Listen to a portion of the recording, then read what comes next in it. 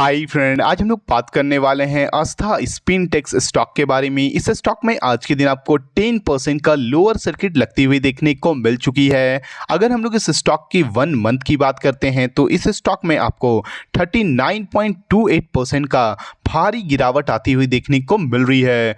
आज की इस वीडियो में हम लोग बात करने वाले हैं कि क्या आपको इस स्टॉक में अभी भी इन्वेस्ट करनी है या इसे अवॉइड करना है। सबसे पहले हम लोग कंपनी के फाइनेंशियल पे नज़र डालने वाले हैं, उसके बाद इसके चार्ट पे चल के समझने वाले हैं कि इस स्टॉक में आपको कहां से रिवर्सल आती हुई देखने को मिल सकती है। उसके बाद हम लोग इस स्टॉक के सबसे इंपॉर्टेंट जो डेटा है उस पर नज़र डालेंगे। तो चलिए हम लोग कंपनी के फाइनेंशियल पे नज़र डालते हैं। कंपनी का जो मार्केट कैप है वो आपको 366 करोड़ रुपीज़ का देखने को मिल रहा है। स्टॉक का जो पी रेशियो है वो आपको 15.4 रुपीज़ का देखने को मिल रही है। ROCE की बात करते तो 19% का और ROE की बात करते तो 16.9% का देखने को मिल रहा है। और कंपनी का जो फेस वैल्यू है वो आपको 10 रुपीज़ में देखने को मिल रही है। अगर हम लोग इस कंपनी के क्वार्टरली रिजल्ट्स पे नज़र डालते हैं तो आप देख सकते हो कंपनी का जो सेल्स आपको दिसंबर 2025 में आपको 141.48 करोड़ रुपीज़ का था, वही मार्च 2026 में आपको ये डिक्लाइन होके 129.36 करोड़ रुपीज़ का होती हुई देखने को मिल रही है। अगर हम लोग इसकी ऑपरेटिंग प्रॉफिट की बात करते हैं तो दिसंबर 2025 में आपको ये 20.23 करोड़ रुपीज़ का था, वही मार्च 2026 में आपको ये डिक्लाइन होके 15.57 करोड़ रुपीज़ का होता हुआ देखने को मिल रहा है। कंपनी की अगर हम लोग ओपीएम परसेंटेज की बात करते हैं, जो ऑपरेटिंग प्रॉफिट मार्जिन है वो दिसंबर वाले क्वार्टर में आपको ये 14.30% का है, वही मार्च 2026 में आपको ये डिक्लाइन होके 12.04% का होता हुआ देखने को मिल रहा है। कंपनी आपको क्वार्टर ऑन क्वार्टर बेसिस पे कंपनी का आपको सेल्स में भी गिरावट आती हुई देखने को मिल रही है। कंपनी का आपको प्रॉफिट में भी जो है उसमें भी आपको गिरावट आता हुआ देखने को मिल रहा है। और कंपनी का आपको ऑपरेटिंग प्रॉफिट में भी आपको गिरावट आती हुई देखने को मिल रही है। इसीलिए आपको इस स्टॉक में थोड़ी सी करेक्शन आती हुई देखने को मिल चुका है। अगर हम लोग इस कंपनी के अगर प्रॉफिट एंड लॉस स्टेटमेंट पे नज़र डालते हैं ईयर ऑन ईयर बेसिस पे तो आप देख सकते हो कंपनी का जो सेल्स आपको मार्च 2025 में आपको ये 351 करोड़ रुपीज़ का था, वही मार्च 2026 में आपको ये बढ़ के 443 करोड़ रुपीज़ का होता हुआ देखने को मिल रही है। कंपनी की अगर हम लोग ऑपरेटिंग प्रॉफिट की बात करते हैं तो मार्च 2025 में आपको ये 50 करोड़ रुपीज़ का था और मार्च 2026 में आपको ये बढ़ के 53 करोड़ रुपीज़ का होता हुआ देखने को मिल रहा है।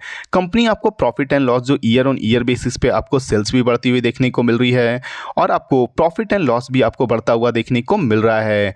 अगर हम लोग इस कंपनी के बैलेंस शीट पे नज़र डालते हैं तो आप देख सकते हो कंपनी का जो इक्विटी कैपिटल है वो मार्च 2025 में आपको ये 29 करोड़ रुपीज़ का था, वही मार्च 2026 में आपको ये बढ़ के 32 करोड़ रुपीज़ का होता हुआ देखने को मिल रहा है।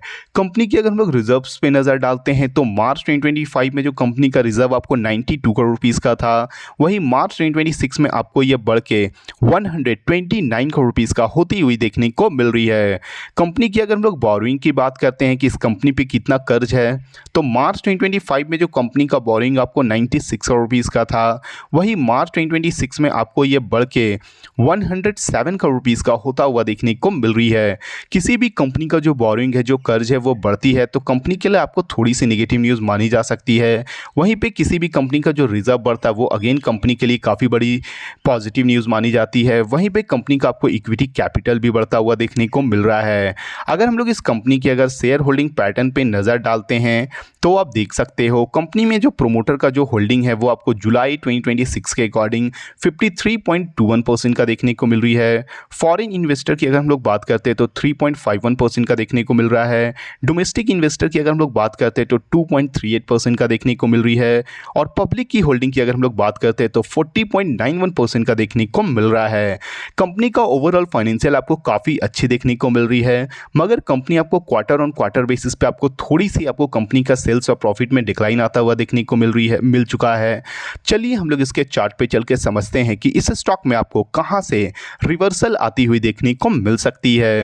जैसे कि आप देख सकते हैं हम लोग इस स्टॉक के चार्ट के ऊपर आ चुके हैं। ये जो स्टॉक है वो करेंटली अभी आपको 82.90 रुपीस के पास ट्रेड करती हुई देखने को मिल रही है। इस स्टॉक जो आपको यहाँ से गिर के आपको ये अपने जो सबसे इंपॉर्टेंट जो सपोर्ट है आपको ये 74.63 रुपीस तक आती हुई देखने को मिलेगी। अगर ये 74.63 रुपीस को ब्रेक डाउन करती है तो इस स्टॉक में आपको एक काफ़ी बड़ी गिरावट आती हुई देखने को मिल सकता है, मगर ज़्यादा पॉसिबिलिटी ये है कि इस स्टॉक में आपको 74 रुपीस के पास से काफ़ी अच्छी रिवर्सल आती हुई देखने को मिलेगी और ये स्टॉक आपको सबसे पहले आपको 105 रुपीस तक जाता हुआ देखने को मिलेगी। 105 रुपीस को अगर ये ब्रेकआउट करेगी तो फर्दर ये अपने जो ऑल टाइम हाई है 140 रुपीस तक भी आपको जाता हुआ देखने को मिल सकती है। चलिए हम लोग इस स्टॉक के सबसे इंपॉर्टेंट जो डेटा है उस पर नज़र डालते हैं। जैसे कि आप देख सकते हैं हम लोग इस स्टॉक के BSE के साइट पे आ चुके हैं। ये जो स्टॉक है वो करेंटली अभी आपको ASM शॉर्ट टर्म स्टेज 1 में ट्रेड करता हुआ देखने को मिल रही है, जो इस स्टॉक के लिए आपको थोड़ी सी नेगेटिव न्यूज़ मानी जा सकती है। इस स्टॉक का जो प्राइस बैंड है वो आपको 10% का देखने को मिल रही है, इसीलिए आपको इसमें 10% का लोअर सर्किट लगता हुआ देखने को मिल रहा है। अगर इस स्टॉक में आपको रिवर्सल आती है तो आपको 10% का आपको इसमें अपर सर्किट तक भी लगती हुई देखने को मिल सकती है। अगर इस स्टॉक की अगर हम लोग आज की अगर वॉल्यूम की बात करते हैं तो इस स्टॉक में आज के दिन आपको 10,102 क्वांटिटी ट्रेड होता हुआ देखने को मिली है, जिसमें पूरी की पूरी आपको 100% इस स्टॉक में डिलीवरी आता हुआ देखने को मिल चुका है। अगर आप भी इस स्टॉक में इन्वेस्ट कर चुके हो या इसमें इन्वेस्ट करने के बारे में सोच रहे हो तो फिलहाल एक बार खुद की भी एनालिसिस ज़रूर करना, क्योंकि ये जो वीडियो है वो केवल एजुकेशन पर्पज़ के लिए है। Thank you.